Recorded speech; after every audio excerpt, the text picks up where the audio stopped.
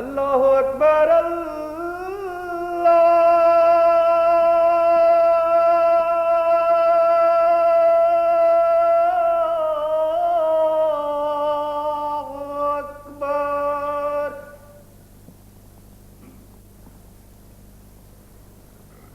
اشہد ان لا الہ الا اللہ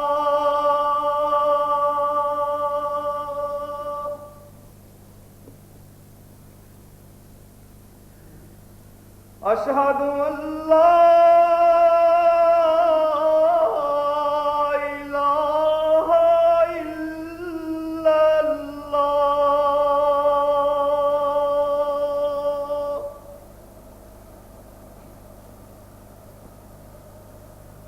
اشہد ان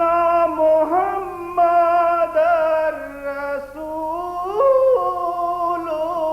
اللہ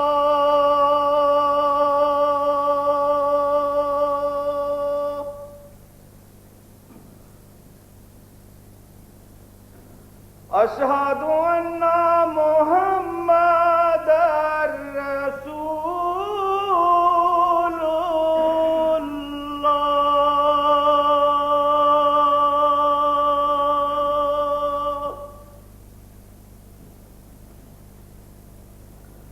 حی علی الصلاۃ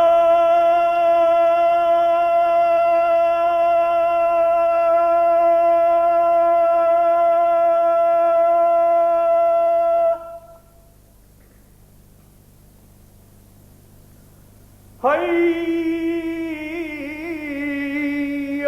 علی الصلاۃ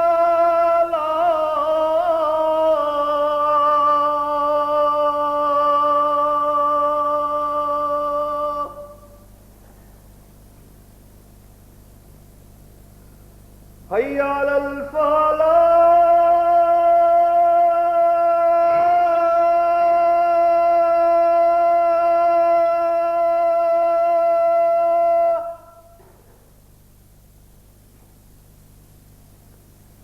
حی علی الفلاح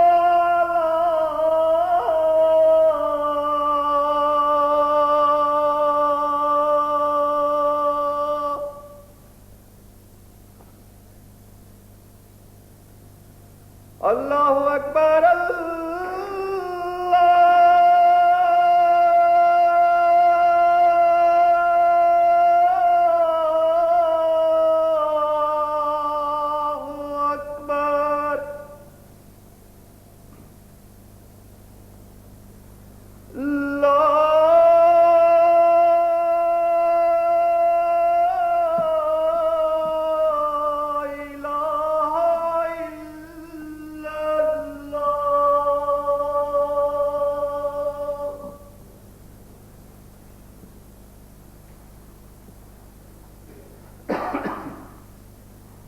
أشهد أن لا إله إلا الله وحده لا شريك له وأشهد أن محمدا عبده ورسوله أما بعد فأعوذ بالله من الشيطان الرجيم بسم الله الرحمن الرحيم الحمد لله رب العالمين الرحمن الرحيم مالك يوم الدين إياك نعبد وإياك نستعين اهدنا الصراط المستقيم صراط الذين أنعمت عليهم غير المغضوب عليهم ولا الضالين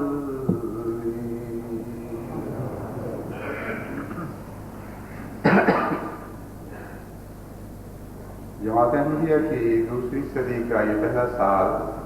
جسے ہم تمام دنیا میں جشن تشکر کے طور پر منا رہے ہیں، جہاں خدا تعالیٰ کے بے شمار فضلوں کو لے کے آیا ہے، وہاں ان فضلوں کے نتیجے میں دشمن کا عناد بھی بہت بڑا ہے، اور لیغیظ بہم الکفار کی آیت کا اطلاق ان پر ہوتے ہوئے ہم نے دیکھا۔ قرآن کریم فرماتا ہے کہ جب خدا تعالیٰ اپنے بندوں کو نشو و نما عطا فرماتا ہے، وہ لہلاتے ہوئے سبزوں کی طرح بڑھتے اور پھولتے اور پھلتے ہیں اور تناور ہوتے چلے جاتے ہیں، تو اس لیے بھی ہے تاکہ دشمن اپنے غیظ میں بڑھے اور اپنی بے اختیاری کو محسوس کرے اور بے بسی کو محسوس کرے، اور جان لے کہ اس کا غیظ اس کو کوئی بھی فائدہ نہیں پہنچا سکتا۔ اس لیے وہ اپنے غیظ میں کوشش تو ضرور کرتا ہے اور کوشش میں بڑھتا ہے پہلے سے، لیکن اس کے باوجود خدا کے فضلوں کو روکنے میں کلیتاً نامراد اور ناکام رہتا ہے۔ یہ نظارہ بھی ہم نے اس سال میں بڑی شان کے ساتھ دیکھا ہے۔ کبھی گزشتہ مخالفت کے سالوں میں ارتداد کی اتنی کوشش منظم طور پر نہیں کی گئی جتنی ان سال دشمن کی طرف سے کی گئی ہے، اور جہاں تک میں نے پاکستان میں تشدد کے حالات کا جائزہ لیا ہے، بڑی واضح طور پر یہ بات دکھائی دیتی ہے کہ یہ محض تشدد کی ایک مہم نہیں تھی، بلکہ اس تشدد کو ارتداد میں تبدیل کرنے کی مہم تھی، اور ہر جگہ تشدد کے بعد فالو اپ کے طور پر اس کے پیچھے آنے والے ایک منظم منصوبے کے طور پر ارتداد کی کوشش کی گئی ہے۔ چنانچہ چک سکندر میں جو واقعات ہوئے یا فیصل آباد میں اور بہت سی جگہوں پہ جو واقعات گزرے ہیں، ان میں یہ دشمن کی سازش بڑی کھل کر نمایاں ہو کر ابھرتی ہوئی دکھائی دے رہی ہے۔ چک سکندر میں جو کچھ مظلوم باقی رہ گئے تھے، ان پر مسلسل اور شدید دباؤ ڈالتے ہوئے ان کو مرتد بنانے کی کوشش کی گئی، اور ان میں سے بہت سے ایسے ہیں جنہوں نے احمدیت سے بے تعلقی کا اظہار بھی کیا، لیکن بہت سے مراد میں یہ نہیں ہے کہ نعوذ باللہ چک سکندر کی اکثریت، کیونکہ بھاری اکثریت نے تو عظیم الشان قربانیاں دی اور کلیتاً ان کی ان کوششوں کو رد کر دیا، لیکن وہ چند عورتیں اور بچے جو پیچھے رہ گئے، ان کا یہ حال ہے کہ ان پر دباؤ ڈال کے ان کے ارتداد کا اعلان کرایا گیا، اور یہ جو تاخیر ہو رہی ہے احمدیوں کی واپسی کی، اس میں بڑی وجہ یہی ہے کہ وہ چاہتے ہیں کہ حکومت کے ساتھ مل کر چھوٹی چھوٹی ٹولیوں میں احمدیوں کو لا کر دباؤ کے نیچے مرتد بھی کیا جائے، پھر دوسرے لائے جائیں، پھر ان کو مرتد کیا جائے، اور اس شرط کے اوپر کوئی احمدی وہاں واپس جانے کے لیے تیار نہیں ہے۔ یہ جو واقعات گزر رہے ہیں، ان سے مجھے خیال آیا کہ آج جماعت کو ارتداد اور ایمان کے فرق سے متعلق کچھ باتیں بتاؤں۔ دیکھنے میں جو آپ کو ارتداد نظر آتا ہے وہ ان کے لیے ایمان ہے، یعنی وہ کہتے یہی ہیں کہ اتنے لوگ جو بے ایمان تھے وہ ایمان لے آئے، اور جو ہمیں ایمان دکھائی دیتا ہے، ہم سمجھتے ہیں اللہ کے فضل کے ساتھ لوگ احمدیت کو قبول کر کے ایمان میں داخل ہو رہے ہیں، وہ ان لوگوں کو ارتداد دکھائی دیتا ہے۔ تو کیا یہ محض نظر کا دھوکہ ہے؟ کیا محض زاویہ بدلنے سے اشتباہات پیدا ہو رہے ہیں؟ یہ حقیقت حال اپنی ذات میں بھی کوئی حیثیت رکھتی ہے اور جسے پہچانا جا سکتا ہے۔ یہ مضمون ہے جو جماعت کے سامنے بڑے واضح طور پر پیش ہونا چاہیے، تاکہ ان میں سے ہر ایک کا دل گواہی دے کہ جو احمدیت میں داخل ہو رہے ہیں وہ اللہ کے فضل سے ایمان قبول کر رہے ہیں اور اندھیروں سے روشنی میں آ رہے ہیں۔ جو احمدیت سے باہر جا رہے ہیں، ان کے اوپر قرآنی اصطلاح کے مطابق ارتداد کا لفظ صادق آتا ہے۔ इस मजमून को बयान करना कुछ मुश्किल नहीं, चंद एक निकात मैंने आज के खुतबे के लिए इख्तियार किए हैं। सबसे पहली बात जो कुरान करीम से मालूम होती है वो ये है कि इर्तिदाद उस ईमान की तब्दीली को कहते हैं जिसमें दबाव शामिल हो, जिसमें जबर और तशद्दुद शामिल हो। बस कुरान करीम ने इस मजमून को बारहा इतना खोल कर बयान किया है कि कोई कुल्लियतन अकल का अंधा हो तो उसे ये दिखाई नहीं देगा, जिसके दिल पर मोहर लग गई हो उसको ये बात समझ नहीं आएगी। वरना कुरान करीम तो इस मजमून को इतना खोल खोल कर बयान करता है और तारीख मज़ाहिब के हवालों से इतनी वजाहत के साथ ये बात खुली खुली दुनिया के सामने पेश करता है कि जबर के नतीजे में अगर ईमान तब्दील किया जाए तो उसे इर्तिदाद कहते हैं, और ईमान उसके बरक्स एक और तस्वीर रखता है। जबर के बावजूद अगर अपना दीन बदला जाए तो उसको ईमान कहते हैं। यानी एक तरफ से जबर और तशद्दुद मौजूद है, उसके होते हुए एक इंसान अपना दीन तब्दील कर लेता है। ऐसी तब्दीली ईमान की इलामत है। ये कतई नजर इस बात के कि फी ज़ाते ही उसका ये फेल दुरुस्त था या गलत था, लेकिन एक बात बहरहाल इससे साबित हो जाती है कि मजहब तब्दील करने वाला अपनी ज़ात में सच्चा है, और जो तब्दीली उसने अख्तियार की है वो ईमान के नतीजे में है, तशद्दुद और दबाव के नतीजे में नहीं। तशद्दुद और दबाव के खिलाफ है। एक वजह यह कुरान करीम पेश करता है जो सबसे ज्यादा मौसर नजर आती है, यानी तारीख में इससे ज्यादा मौसर और कोई वजह इर्तिदाद की दिखाई नहीं दी। चुनांचे आज के हालात में जो पाकिस्तान के गुजर रहे हैं,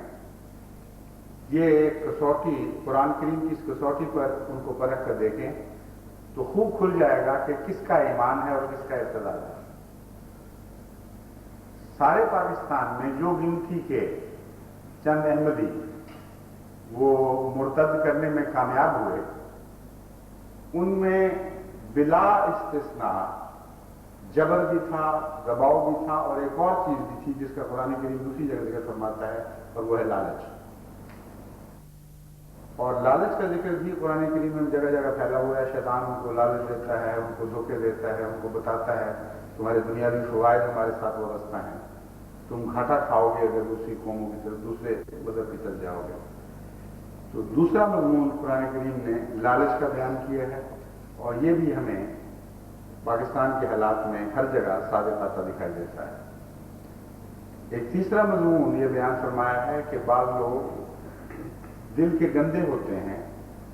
और उनके अंदर मर्ज मौजूद होता है, हालात की वजह से वो मर्ज नुमाया हो जाता है। इस मजमून को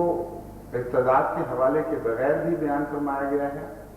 और इर्तिदाद के मजमून बयान होते हुए भी इस मजमून का जिक्र फरमाया गया है। चुनांचे ये आयत जो यमीज़ा आयत का इस वक्त से याद नहीं, ये खबीसा मिन तय्यब के अल्फाज हैं, ताकि अल्लाह ताला ये फितने पैदा होते हैं, झचकोले आते हैं, तरह तरह की आजमाइशें पड़ती हैं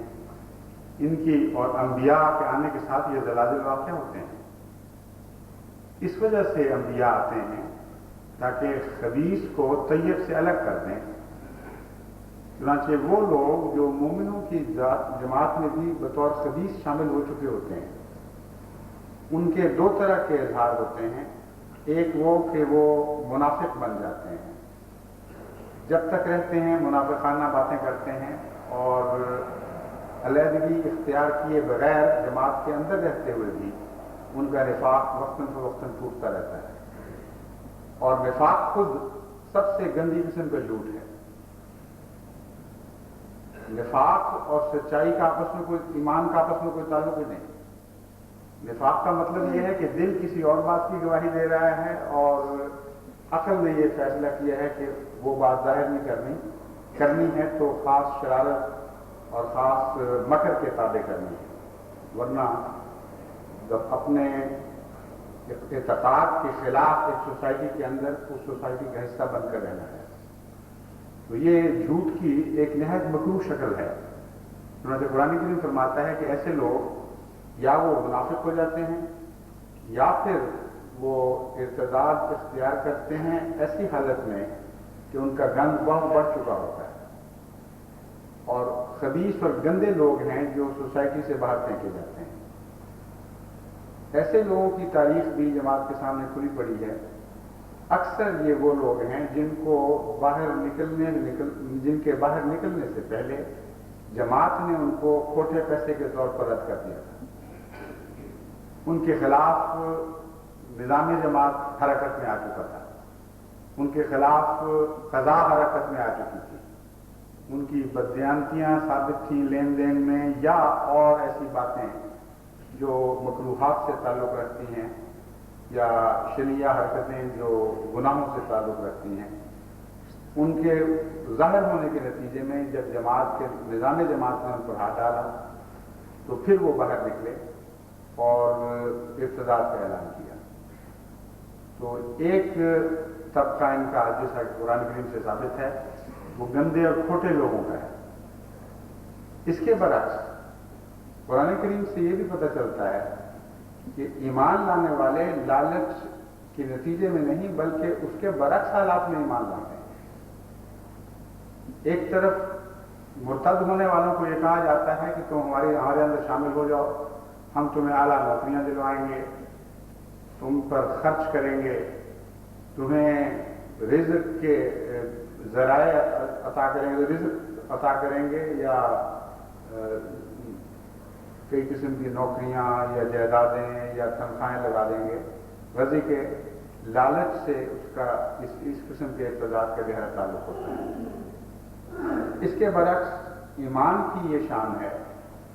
کہ وہ لوگ جو ایمان اختیار کرتے ہیں ان کو مالی قربانی دینی پڑتی ہے اور ان کو کچھ لٹوانا پڑتا ہے،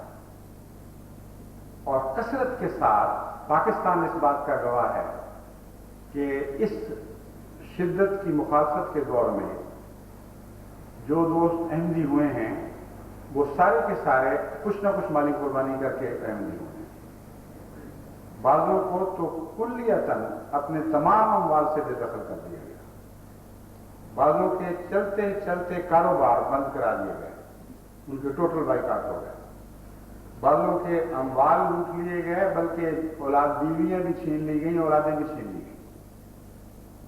بعضوں کو نوکریوں سے نکالا گیا، بعضوں کو ترقیوں سے محروم کیا گیا۔ غرضی کے تمام احمدی ہونے والے اس بات پر گواہ بن گئے اور ان کے حالات ان پر گواہ بن گئے کہ وہ مومن ہیں، کیونکہ مومن کی یہ نشانی خدا تعالیٰ نے بتائی ہے کہ وہ قربانی دے کر ایمان لاتا ہے، کسی سے پیسے لے کر یا جائیدادیں قبول کر کے یا نوکریاں لے کر ایمان نہیں لایا کرتا۔ تو وہ چیز جو پہلے آپ کو بظاہر مشتبہ دکھائی دیتی تھی یا متشابہ دکھائی دیتی تھی، یہ سمجھتے تھے کہ اچھا ایک طرف سے ایمان ہے دوسری طرف سے ارتداد ہے، دونوں میں سے سچائی کیا ہے؟ اب دیکھیں قرآن کریم کے مطالعہ کی روشنی میں کس طرح کھل کر الگ الگ واضح ہو کر دکھائی دینے والی چیزیں۔ ارتداد کی اور صفات ہیں، ایمان کی اور صفات ہیں، اور ان دونوں میں کوئی اشتباہ نہیں۔ جس طرح دن اور رات میں اشتباہ نہیں ہو سکتا اس طرح ایمان اور ارتداد میں کوئی اشتباہ نہیں ہو سکتا۔ لالچ دینے کا جہاں تک تعلق ہے، کثرت کے ساتھ مجھے ایسے خط ملتے رہتے ہیں جہاں احمدی نوکر پیشہ احمدی لکھتے ہیں کہ ہمیں یہ کہا جا رہا ہے کہ تم صرف توبہ کر لو اور ہم تمہیں اگلی ترقی دے دیں گے، بلکہ جو پہلے تمہارے حقوق چھینے گئے تھے وہ سارے واپس کر دیں گے۔ لیکن ہمارا ان کو جواب یہ ہے کہ ہم ان ترقیات کے منہ پہ تھوکتے بھی نہیں۔ پھر ایسے خط ملتے ہیں تو وہ کہتے ہیں کہ ہم تمہیں نوکری سے نکالنے لگے ہیں، اب وقت ہے کہ تم توبہ کر لو، اگر تم توبہ کر لیتے ہو تو تمہاری نوکری بچ جاتی ہے۔ سینکڑوں ایسے ہیں بھی جنہوں نے نوکریوں کو ٹھوکریں مار دی اور ایک کوڑی کی بھی پرواہ نہیں کی، اور یہ جواب دیا کہ ہمارا رازق ہمارا خدا ہے، تم ہمارے رازق نہیں ہو۔ نوکریوں کے بدلے اور رزق کے بدلے ہم اپنے ایمان کو بیچ نہیں سکتے۔ اب یہ دیکھیں کتنا فرق ہے ارتداد اور ایمان میں۔ مذہب تبدیل کروانے کی خاطر لالچیں دینا ارتداد سے تعلق رکھتا ہے، اور مذہب تبدیل کرتے ہوئے اپنے حقوق کو قربان کر دینا یہ ایمان سے تعلق رکھتا ہے۔ بس پاکستان میں کثرت کے ساتھ ایسی مثالیں دکھائی دیتی ہیں۔ پھر قرآن کریم یہ فرماتا ہے کہ یہ ردی لوگ ہیں جو ادھر چلے جاتے ہیں، اور آنے والے جو ہیں وہ اچھے ہوتے ہیں۔ اس طرح سے بھی آپ دیکھیں تو آپ حیران ہوں گے کہ جماعت احمدیہ میں جتنے شامل ہوتے ہیں وہ ان کے ردی لوگ نہیں ہوتے۔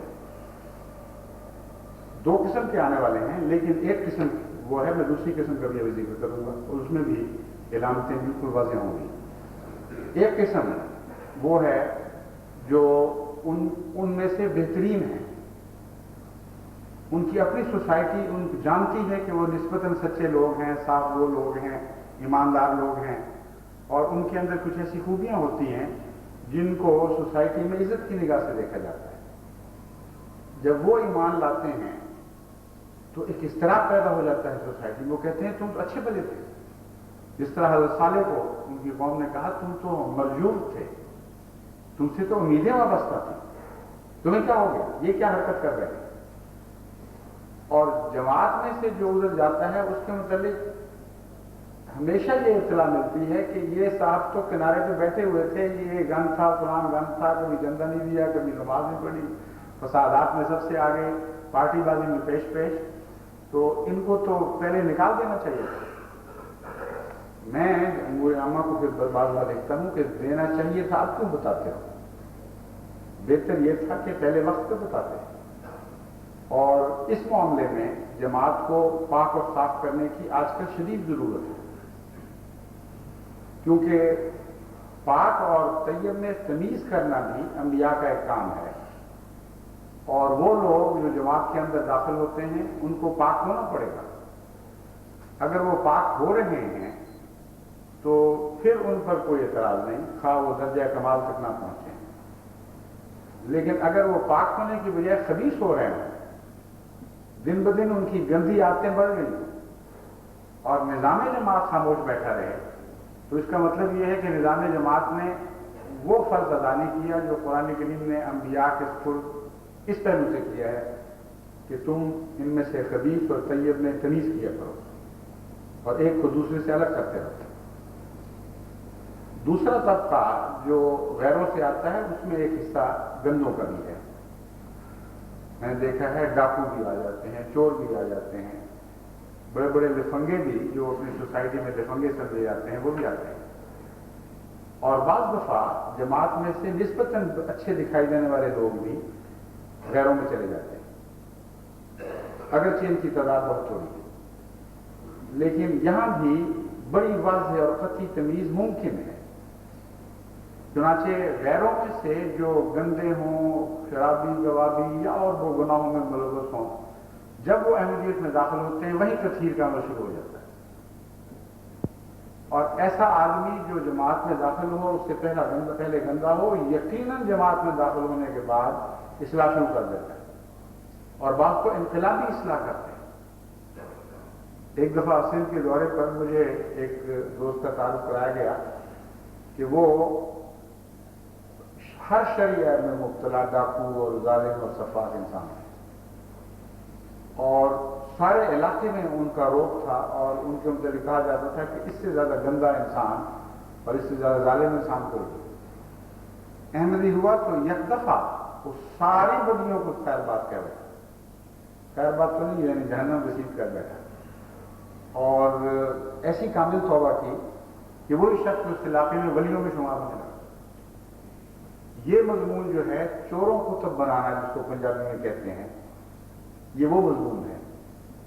تو ایمان تو اپنی واضح علامتیں رکھتا ہے، اگر اندھیرا روشنی کے ساتھ مشتبہ نہیں کیا جا سکتا تو کیسے ممکن ہے کہ ارتداد کو ایمان کے ساتھ مشتبہ کر دیا جائے؟ اس کے برعکس جو احمدی یعنی پہلے احمدی تھے اور بظاہر وہ اچھے نظر آتے تھے، وہ جب غیروں کے ساتھ جا کے ملتے ہیں تو آپ ان کے حالات کا جائزہ لے کے دیکھیں، بلا اشتباہ ان کے اندر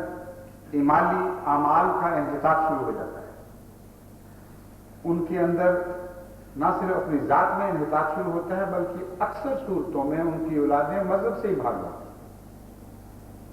اور میں نے جہاں تک ان مرتدوں کی تاریخ کا مطالعہ کیا ہے، جو جماعت میں بظاہر کوئی مقام رکھتے تھے، ان کی اولادوں کی بھاری اکثریت دیلیہ ہو چکی ہے اور کوئی بھی دین سے یا مذہب سے ان کا کوئی تعلق نہیں رکھتا۔ تو کون کہہ سکتا ہے کہ ایمان اور ارتداد ایک ہی جیسی چیزیں ہیں، صرف زاویہ بدلنے سے مختلف دکھائی دیتی ہیں۔ علاوہ ازیں جہاں تک لالچ کا تعلق ہے، ایک اور بات بڑی نمایاں قرآن کریم پیش کرتا ہے کہ یہ لوگ جو لالچ دیتے ہیں اس کے نتیجے میں اکثر تو دھوکہ ہے، لیکن بعض دفعہ رزق ان کے لگا بھی دیے جاتے ہیں، لیکن رزق ان لوگوں کے لگتے ہیں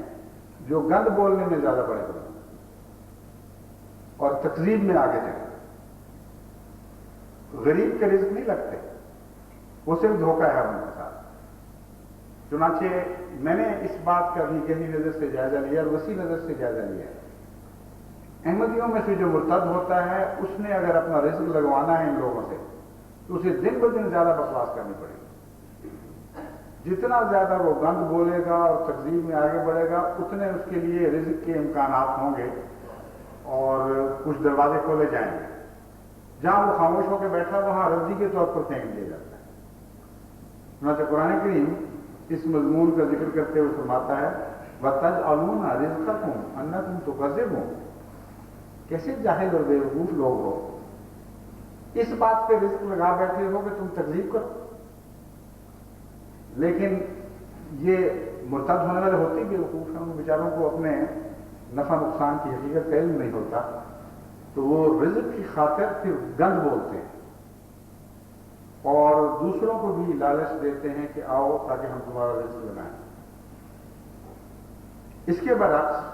مومنوں کی یہ شان ہے، جیسے کہ میں نے بیان کیا، وہ قربانی کرتے ہیں، نہ صرف یہ کہ اپنے اموال غیروں کے سامنے لٹواتے ہیں، بلکہ مومن ہونے کے بعد ہر حالت میں وہ دین کی خاطر خرچ کرنے لگ جاتے ہیں۔ الذین ينفقون فی السراء والضراء، یہ ایسے لوگ ہیں جو اچھے حال میں ہوں تب بھی خرچ کرتے ہیں اور تنگ حال میں ہوں تب بھی خرچ کرتے ہیں، اور مرتدین میں آپ کو کوئی بھی ایسا دکھائی نہیں دے۔ اب سارے مرتدین کے حالات کو نظر ڈال کے دیکھ لیں، وہ غیروں سے لینے والے تو ہیں، ان کی خاطر دینے والے کچھ نہیں۔ جس مذہب کو بظاہر وہ سچا کہہ کر قبول کرتے ہیں، اس مذہب کی خاطر کوئی قربانی نہیں کر رہا۔ بس قرآن کریم نے تو اتنا کھول کھول کے یہ مضمون واضح فرما دیا ہے کہ کسی موٹی سی موٹی عقل والے کے لیے بھی یہ بات مشکل نہیں رہنے دی کہ ارتداد کیا ہوتا ہے اور ایمان کیا ہوتا ہے۔ بس ان لوگوں نے جہاں تک زور لگایا جماعت کے اندر رخنہ پیدا کرنے کا اور ارتداد پیدا کرنے کا، اس کا نتیجہ ماحصل صرف یہ ہوا کہ کچھ لوگ ایسے ان کو ملے جو جن سے جماعت ناراض تھی اور ان کے ساتھ ان کی بدکرداری کی وجہ سے جماعت نے خفگی کا اظہار کیا اور بعض دفعہ انتظامی کارروائیاں کی۔ ایسے لوگ ان کی طرف گئے جن کو خالصتاً پیسے کی لالچ دی گئی اور پیسے کی لالچ اختیار کرتے ہوئے انہوں نے تکذیب کو پیشہ بنا لیا، اور دل ان کے ایمان سے خالی تھے۔ اور اس کا ثبوت یہ ہے کہ وہاں جا کر جس کو ایمان کے طور پر قبول کیا اس کی خاطر کبھی کوئی مالی قربانی نہیں، بلکہ لینے والے مومن ہیں، یہ طاق دینے والے اور خرچ کرنے والے مومن نہیں۔ غزی کے اس پہلو سے آپ تفصیلی جائزہ لیتے چلے جائیں تو آپ کو خود پاکستان ہی میں اس ارتداد کی مہم کے سال میں حضرت مسیح موعود علیہ السلام کی صداقت کے حیرت انگیز نشان ابھرتے ہوئے دکھائی دیں گے۔ ہر ارتداد کے واقعہ میں قرآن کریم کی صداقت کا اعلان بھی ہے اور جماعت احمدیہ کی صداقت کا اعلان بھی ہے، کیونکہ بلا استثناء ان ارتداد کے واقعات پر قرآن کریم کی کوئی نہ کوئی آیت گواہ کری ہے کہ تم مرتد ہو، مومن نہیں۔ اور ہر وہ شخص جو ان سے روگردانی کر کے احمدیت میں داخل ہوتا ہے اس کے اوپر بھی قرآن کریم کی ایک نہیں کئی آیات گواہ کھڑی ہو جاتی ہے کہ تمہیں مرتد کہنا جھوٹ اور ظلم ہے، تم مومن کہ کیونکہ تم میں قرآن کریم کی بیان کردہ مومنانہ صفات پائی جاتی ہیں۔ اور ان سب کے علاوہ اس وہم کو دور کرنے کے لیے کہ شاید ابھی کوئی شبہ باقی ہو ایمان اور ارتداد میں، قرآن کریم نے ایک عظیم الشان مضمون بیان فرمایا ہے جو روز روشن کی طرح سورج جس طرح چڑھ جاتا ہے کھلے دن میں، یا کھلا دن جس طرح سورج کی روشنی میں پیدا ہوتا ہے، اس طرح ایمان اور ارتداد کے فرق کو نمایاں کر دینے والی ایک میزان ہے۔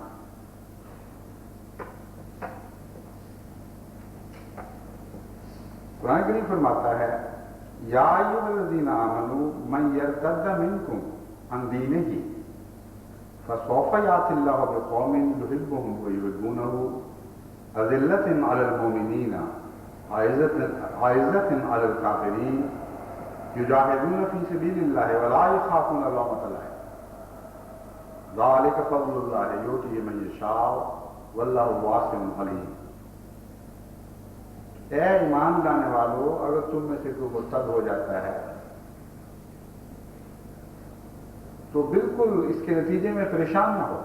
یعنی یہ امپلائڈ ہے، یہ فکرہ جو میں بول رہا ہوں لفظی ترجمے میں شامل نہیں، لیکن مضمون یہی ہے کہ اے وہ لوگ جو ایمان لائے ہو، اگر تم میں سے کوئی مرتد ہو جائے تو ہرگز پریشانی کی ضرورت نہیں۔ کیوں؟ اس لیے کہ فسوف یأتی اللہ بقوم یحبهم ویحبونہ، اس ایک مرتد کے بدلے خدا تمہیں قومیں عطا کرے، اور وہ قومیں ایسی ہوں گی جو کوئی نفاق نہیں رکھتی ہوں گی، وہ تم سے محبت کرنے والی ہوں گی، تم ان سے محبت کرنے والے ہوں گے۔ اذلۃ علی المؤمنین اعزۃ علی الکافرین، کہ مومنوں کے لیے بے انتہا منکسر مزاج اور رحمت کرنے والی اور شفقت کرنے والی، اور منکرین اور کافروں کے لیے وہ بہت ہی سخت ہوں گے، اور وہ تمہارے ساتھ مل کر ان لوگوں کے خلاف جہاد شروع کر دیں گے۔ وَلَا يَخَافُونَ لَوْمَةَ لَائِمٍ، اور کسی لعنت ملامت کرنے والے کی لعنت ملامت سے کوئی خوف نہیں کھائیں۔ یہاں ایک اور مضمون بھی بیان کر دیا کہ ارتداد کی وجہ ایک لعنت ملامت بھی ہوا کرتی ہے، اور اس میں امپلائڈ ہے یہ بات، اس کے اندر یہ بات مضمر ہے۔ فرمایا کہ نئے آنے والے وہ صفات نہیں رکھیں گے جو جانے والوں کی صفات تھیں۔ گویا جانے والوں کی ایک صفت یہ بھی تھی کہ وہ اس لیے مرتد ہوئے کہ معاشرے نے ان کے اوپر لعنتیں ڈالی، جیسا کہ اس وقت پاکستان میں کثرت کے ساتھ ہر احمدی پر اس کے ماحول کے رہنے والے لعنتیں ڈال رہے ہیں، ملامتیں پھینک رہے ہیں ان پر، ان کو کہہ رہے ہیں کہ تم ذلیل و رسوا ہو رہے ہو، کیوں ہم نے واپس نہیں آ جاتے اور ہم سے عزت حاصل کرو۔ تو خدا تعالیٰ فرماتا ہے کہ چونکہ ان میں سے بعض کمزور اس وجہ سے بھی غیروں میں شامل ہوئے ہوں گے کہ وہ دنیا کی لعنتوں اور ملامتوں سے ڈر گئے، اور انہوں نے یہ قبول کر لیا کہ ہم چاہے جھوٹ ہی ہو لیکن اکثریت کے جھوٹ کے ساتھ شامل ہو جائیں گے اور دنیا کی عزتیں قبول ہمیں حاصل ہو جائیں گی۔ فرمایا ایسے لوگوں کے بدلے خدا تم سے وعدہ کرتا ہے کہ ایک ایک کے بدلے تمہیں قومیں عطا کرے گا، اور وہ ایسی قومیں ہوں گی جو ہر اس برائی سے پاک ہوں گی جس برائی کے نتیجے میں بعض لوگ تم میں سے مرتد ہوئے۔ ذالک فضل اللہ یؤتیہ من یشاء، یہ اللہ کا فضل ہے، اور اللہ کا فضل انسانوں سے بنایا نہیں جائے گا۔ اب مقابلہ کر کے دیکھ لو کتنا عظیم شان چیلنج ہے۔ اللہ کا فضل ہے، جسے چاہے گا وہ دے گا، اور زبردستی تم اس فضل کو تبدیل نہیں کر سکتے۔ خدا کی تقدیر میں تمہیں کوئی دخل دینے کی جا نہیں ہے۔ بس اگر یہ مقابلہ کر کے دیکھنا ہے کہ مومن، یہ معلوم کرنا ہے کہ مومن کون ہے اور مرتد کون ہے، تو دیکھو فضل کس پر نازل ہوتے ہیں اور کون اس پہلو سے فضلوں سے محروم ہے۔ میں نے گن کر ان مرتدوں کا جائزہ لیا جو اس نہایت شدید مخالفت کے دور میں اس اہم سال میں ارتداد اختیار کرتے ہیں۔ اور ان کے مقابل پر فی مرتد 1,000 بیعتیں اللہ تعالیٰ نے عطا کی ہیں. یہ سال پورا ہو جائے میں آپ کے سامنے اعداد و شمار رکھوں گا، آپ حیران ہو جائیں. اب تک تو 1,000 سے کم نہیں ہے. جتنے بدنصیب پاکستان میں مرتد ہوئے ہیں ان دباؤں کے نتیجے میں، لالچوں کے نتیجے میں، عزتوں کی حفاظت کے نتیجے میں، جو بھی ان کے منشاء مقاصد تھے ان کے نتیجے میں وہ مرتد ہوئے، ان میں سے ہر ایک کے بدلے میں خدا نے دنیا میں 1,000 احمدی عطا کیا. اور یہ پہلو میرے سامنے اب آیا ہے، یعنی اس آیت کے مطالعے کے بعد، کہ وہ جو آنے والے لوگ ہیں وہ انشاءاللہ بہت اچھے ثابت ہوں، کیونکہ خدا کا وعدہ ہے کہ میں صرف تعداد پوری نہیں کروں گا. اصل جھگڑا تعداد کا نہیں تھا بلکہ کوالٹی کا، اس کی حیثیت کیا تھی جانے والے کی. اور قرآن کریم کے نزدیک اصل نقصان حیثیت کا ہوا کرتا ہے نہ کہ تعداد کا. تو یہ قرآن کریم کی عظمت کا ایک نشان ہے اس آیت میں، اس فصاحت و بلاغت کے ساتھ اصل مضمون کو ابھار کر ہمارے سامنے رکھ دیا. یہ بھی فرمایا کہ ایک ایک کے بدلے تمہیں قومیں عطا کروں گا. فرمایا ایک ایک گندے کے بدلے اچھے صالح لوگ، پاکیزہ لوگ عطا کروں گا. کیونکہ اگر صرف تعداد کا مقابلہ ہو تو پھر تو مومن ہارے ہوئے ہیں، کیونکہ دنیا کی بھاری اکثریت ان کو جھوٹا سمجھتی ہے، ان سے روگردانی کرتی ہے، ان میں سے ایک حصہ ان کو ظلم کرتا ہے. تو تعداد کا اگر خالی مقابلہ ہو تو پھر تو ایمان اور ارتداد میں فرق کرنا مشکل ہوگا. تو خدا تعالیٰ نے اس ایک آیت میں ایمان اور ارتداد کا کیسا نمایاں فرق کر دیا. فرمایا دیکھو جتنے جانے والے لوگ تھے وہ بزدل، کمینے، آپس میں دشمنی کرنے والے، اور غیروں سے ڈرنے اور ان کے سامنے جھکنے والے، اور پھر اس کے علاوہ لومت لائم سے ڈرنے والے. اب آپ ان صفات کو مرتدین پر اطلاق کر کے دیکھ لیں، ہر جگہ یہ آپ کو ثابت ہوتی ہوئی دکھائی دے، اطلاق پاتی ہوئی دکھائی دے. فرمایا جو آنے والے ہیں وہ ایسے نہیں، یہ میرا وعدہ ہے. بس خدا تعالیٰ کے فضل کے ساتھ یہ سال جو مولویوں نے احمدیت کو مٹانے کا سال بنایا تھا، اور یہ منظور چلوٹی وغیرہ اس قماش کے مولوی بڑے بڑی شان سے یہ دعوے کر رہے تھے کہ تم دیکھنا یہ سال احمدیت کے مٹنے اور نابود ہونے کا سال ہو. فلاں ستمبر کی تاریخ تک میں تو ہوں گا، جماعت احمدیت دنیا میں نہیں ہوگی، اس قسم کے دعوے کر رہے ہیں. آج دیکھنے کیسی ذلت کے سامان خدا نے ان کے لیے مہیا فرمائے. ہر جگہ ان کے نزدیک جو مومن ہوئے ہیں ان کے اوپر قرآن کریم کی ارتداد کی علامتیں صادقات آ رہی ہیں. ہر جگہ ان کے نزدیک جو مرتد ہوئے ہیں ان کے اوپر قرآن کریم کے مطابق ایمان کی علامتیں صادقات ہیں. بس یہ کوئی گھٹیا، کوئی نقصان والا سودا نہیں ہے. جہاں تک انگلستان کی جماعت کا تعلق ہے، اللہ کے فضل سے دن بدن بڑھ رہی ہے. یہاں باہر سے آیا ہوا ایک شخص صرف اس سال مرتد ہوا، اور اس کے ارتداد کی وجہ بھی جو سب لوگوں کو علم ہے کہ اس ارتداد سے پہلے جماعت نے اس کی بعض بےحودگیوں کی وجہ سے اس کے اوپر ایکشن لیا، اس کو ناراضگی کا نشانہ بنایا، اور پھر وہ بھاگا ہے اپنے انتقامی کارروائی کے طور پر. لیکن چند دن ہوئے مجھے اس کا ایک واقعہ معلوم ہوا جس سے مجھے بہت لطف آیا کہ کس طرح اس نے اپنے ایک فعل سے اپنا شیطان ہونا ثابت کر دیا. قرآن کریم فرماتا ہے کہ شیطان لالچیں دے کر اپنے ساتھ شامل کرتا ہے. چنانچہ اس شخص نے 2 ارب نوجوانوں کے لیے ایک موٹر بھجوائی اور کہا کہ تمہاری بڑی عزت افزائی ہوگی، تم ہمارے پاس آ جاؤ. ان نوجوانوں نے رد کر دیا کہ بالکل نہیں، ہمیں تمہارے پاس آنے کی کوئی ضرورت نہیں. پھر ان کو دوبارہ کار بھجوائی اور پیغام بھیجا کہ منظور چنیوٹی سے ملاقات ہوگی اور یہ تمہارے لیے ہم رزق کے سامان کریں گے، جو تمہیں اب نوکری میں مل رہا ہے اس سے بہت زیادہ ہم تمہیں دیں گے. اور انہوں نے کہا ہمیں تمہارے رزق کی کوئی ضرورت نہیں ہے، ہمیں جوتی کی بھی پرواہ نہیں، اور آئندہ ہمارے پاس ایسے پیغام نہ دیکھنا. تو سوال یہ ہے کہ قرآن کریم تو فرماتا ہے کہ ایمان بدلنے کے لیے شیطان لالچ دیا کرتا ہے، بس وہ مرتد ہونے والا اپنی شیطانیت پہ گواہ بن گیا، کیونکہ لالچ دے کر اس نے قرآن کریم کی آیت کا مستار بنتے ہوئے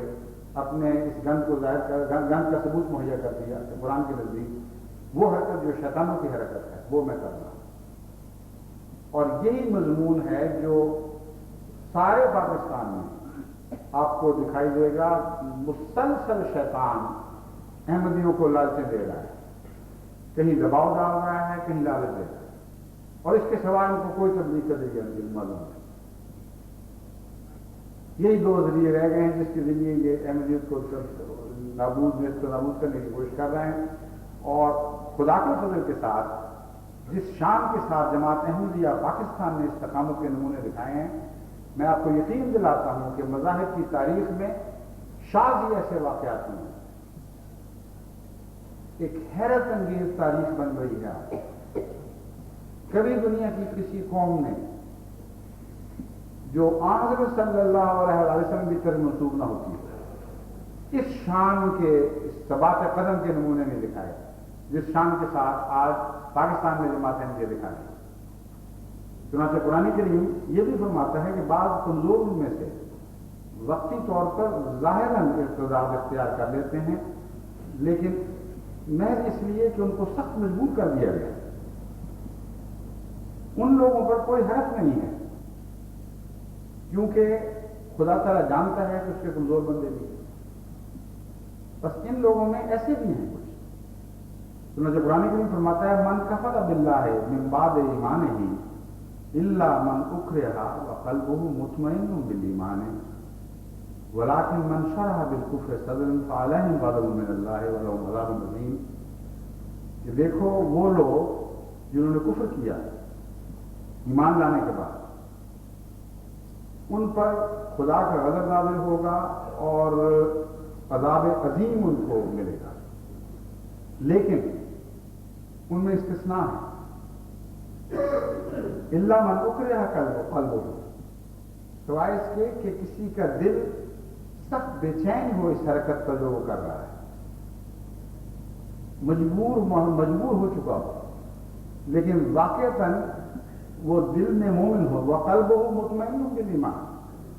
اس کا دل ایمان پر پوری طرح مطمئن ہے، لیکن وہ شخص مجبور کر دیا گیا، من اکرہ، وہ شخص مجبور کر دیا گیا۔ ولیکن من شرح بالکفر، ہاں وہ لوگ جن کا دل کفر پر کھل گیا ہے ان لوگوں کو سزا ملے گی۔ چنانچہ ایسے لوگوں کی بھی کثرت سے اطلاعیں مل رہی ہیں، اور ایک طرف یہ لوگ اعلانات اخبارات میں شائع کرتے ہیں کہ فلاں مرتد ہو گیا، فلاں مرتد ہو گیا، فلاں مرتد ہو گیا، جب تحقیق کی جاتی ہے تو بہت سے ان میں سے احمدی ہوتے ہی نہیں، جو ہوتے ہیں ان پر وہ حالات صادق آتے ہیں جو میں نے بیان کیے ہیں، اور ان میں سے بھی بعض پھر بہت جلدی بڑے بڑے دردناک خط لکھتے ہیں معافی کے لیے، اور یہ بھی لکھتے ہیں کہ ہم اب ہر تکلیف برداشت کرنے کے لیے تیار ہیں، ہمیں کوئی پرواہ نہیں، لیکن جب سے ہم نے مجبور ہو کر احمدیت سے توبہ کی ہے ہم ایک جہنم میں مبتلا ہو۔ یہ وہ لوگ ہیں جن کے متعلق کی آیت، جن پر یہ آیت صادق آتی ہے من کفر باللہ من بعد ایمانہ الا من اکرہ،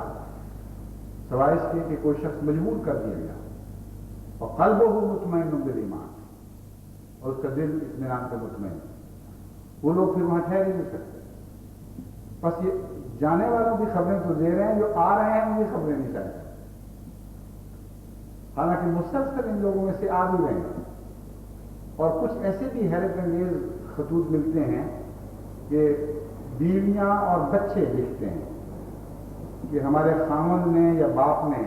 یہ حرکت کی ہے، ہمارا اس سے کوئی تعلق نہیں رہا، ہم اس کو چھوڑ کر الگ آ کے بیٹھ گئے ہیں، ہمیں کوئی پرواہ نہیں جو کچھ ہم سے ہوتا ہے، لیکن ہم اپنے خامند کی طرح بزدل نہیں بن سکتے یا اپنے باپ کی طرح بزدل نہیں بن سکتے۔ ابھی چند دن ہوئے ہیں چک سکندر سے ایک خط کسی طرح اسمگل کر کے کسی نے بھجوایا، بچوں نے، بڑے ہی وہ اسی مضمون کا بڑا دردناک خط ہے۔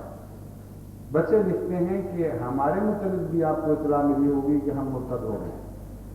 لیکن واقعہ یہ ہے کہ ہمارا باپ ہوا ہے اور ہم نہیں ہوئے۔ ہم جب حضرت مسیح علیہ السلام کی نظمیں گھر میں پڑھتے ہیں تو ہمیں سخت مارتا ہے اور تشدد کرتا ہے، اور اس کے بعد ہم روتے پیٹتے پھر کچھ دیر کے لیے چپ کر جاتے ہیں، پھر ہم شروع کر دیتے ہیں۔ اس لیے ہمارے متعلق ہرگز یہ گمان نہ کرنا کہ ہم بھی اپنے مرتد باپ کے ساتھ شامل ہیں۔ ہمیں کوئی پرواہ نہیں، جب تک اس معاشرے کا دباؤ ہے ہم کھل کر باہر نہیں آ سکتے، مگر ہمارے دل مومن ہیں اور ہمارے اعمال بھی جماعت احمدیہ کے ساتھ ہیں۔ اس قسم کا یہ الفاظ یہ نہیں، مگر اس مضمون کے خط ان کے ملے، اور پھر کھاریاں سے بھی اسی قسم کا ایک خط ملا، اور بھی ایسے آنے شروع ہوئے ہیں۔ بس وہاں جہاں دباؤ کے ذریعے مرتد کیا جا رہا ہے، وہاں اللہ کے فضل کے ساتھ ایک احمدیت میں واپسی کی، اور بڑی شرمندگی کے ساتھ واپسی کی رو بھی شروع ہو چکی ہے۔ بس میں آپ سے اس وقت آخر پر یہ اس دعا کی درخواست کرتا ہوں کہ یہ سال جو جماعت احمدیہ کے لیے ایک تبین کا سال ہے، کھرے اور کھوٹے میں تمیز کرنے والا سال ہے، اور ہر پہلو سے خدا تعالیٰ جماعت احمدیہ کو دوسرے لوگوں سے ممتاز اور جدا کر کے دکھا رہا ہے، اور جماعت احمدیہ کے ایمان پر خدا تعالیٰ کے کلام کی مہریں لگتی چلی جا رہی ہیں، تصدیق کلام کی تصدیق کی مہریں لگتی چلی جا رہی ہیں۔ بس اس سال میں خصوصیت سے دعا کریں کہ اللہ تعالیٰ اپنے فضل کے ساتھ پاکستان کے احمدیوں کو مزید ثبات قدم عطا فرمائے، ان کو حوصلے دے، ان کی برداشت کی طاقت کو بڑھائے۔ وہ جو شدید قسم کی زبانی اذیتیں ان کو پہنچائی جا رہی ہیں یا تحریری اذیتیں ان کو پہنچائی جا رہی ہیں، ان اذیتوں کا ان کو سب سے زیادہ صدمہ ہے، اور یہ وہ دکھ ہے جو بعض لوگ کہتے ہیں ہم سے برداشت نہیں ہوتا۔ اور اکثر جو شکایتیں ملتی ہیں وہ جسمانی جبر اور تشدد کے خلاف نہیں، بلکہ اس قسم کے جبر و تشدد کے خلاف ہیں، جہاں طلبہ کو گندی گالیاں دی جا رہی ہیں، حضرت مسیح علیہ السلام کے خلاف روزانہ بکواس کی جا رہی ہے، ان کے سامنے کلاس روم میں، باہر کھانے کے کمروں میں،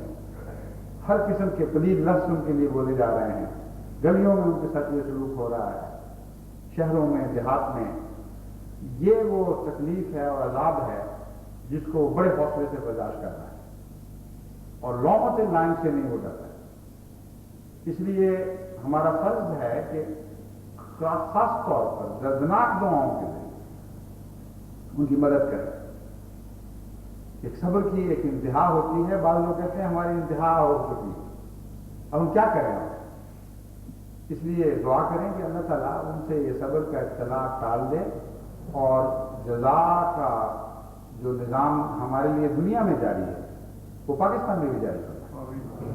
وہاں بھی ایسے حالات تبدیل فرما دے کہ یہ لوگ کھل کر اپنے دلوں کی امنگیں ظاہر کر سکیں، کھل کر اپنے جماعت کے خیالات ظاہر کر سکیں، کھل کر اپنے زندہ رہنے کے حق استعمال کریں، اور خدا تعالیٰ کے دین کی خاطر جو امنگیں ان کے سینوں میں مچل رہی ہیں اور باہر نکلنے کی راہ نہیں پا رہے ہیں، اللہ تعالیٰ ان کی روکیں دور فرمائیں، اور یہ کھل کر اللہ کے فضل کے ساتھ اس کے دین کی خدمت میں ہر میدان میں آگے دوڑنا شروع کر دیں، اور ان کی تمام روکیں دور ہو جائیں، ان کی تمام سلاسل دور ہو جائیں، ان کی تمام پابندیاں ختم ہو جائیں، اور خدا ایک نیا دور پھر ایک کے بدلے ہزار عطا کرنے کا پاکستان میں بھی جاری کرنا ہے۔ ہم تو ان کو باہر سے بتا رہے ہیں، لیکن ان کے دل کی تمنا تو یہی ہوگی کہ خدا ہمیں یہاں دکھائے، اس ملک میں جہاں ہم سے یہ ظلم ہو رہا ہے، یہاں اپنے فضل نازل فرما، اور ہم اپنی آنکھوں سے دیکھیں اور اپنے سینے سے کریں۔ بس یہ دعائیں ہیں جن میں خصوصیت سے احباب جماعت پاکستان کو ہمیں یاد رکھنا چاہیے، اور مظلوموں کے لیے بھی دعائیں کریں، ان بچوں کے لیے، ان عورتوں کے لیے جو بڑی کمبستی کی حالت میں زندگی بسر کر رہے ہیں، لیکن شکوہ زبان پہ نہیں لاتے۔ اللہ ان کے سارے غم دور فرمائے، ان کے سارے نقصانات جو ہیں وہ لامتناہی فوائد کی صورت میں ان پر نازل ہوں، اور جو کچھ کھویا ہے اس سے ہزاروں گنا زیادہ پانے والا ہے۔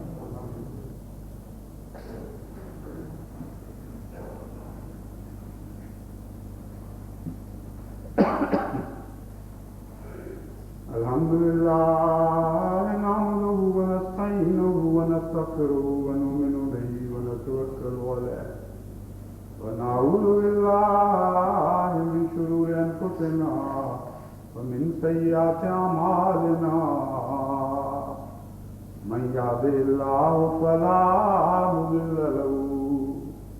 ومن يضلل فلا هادي له نشهد أن لا إله إلا الله وحده لا شريك له ونشهد أن محمدا عبده ورسوله عباد الله رحمكم الله إن الله يأمر بالعدل والإحسان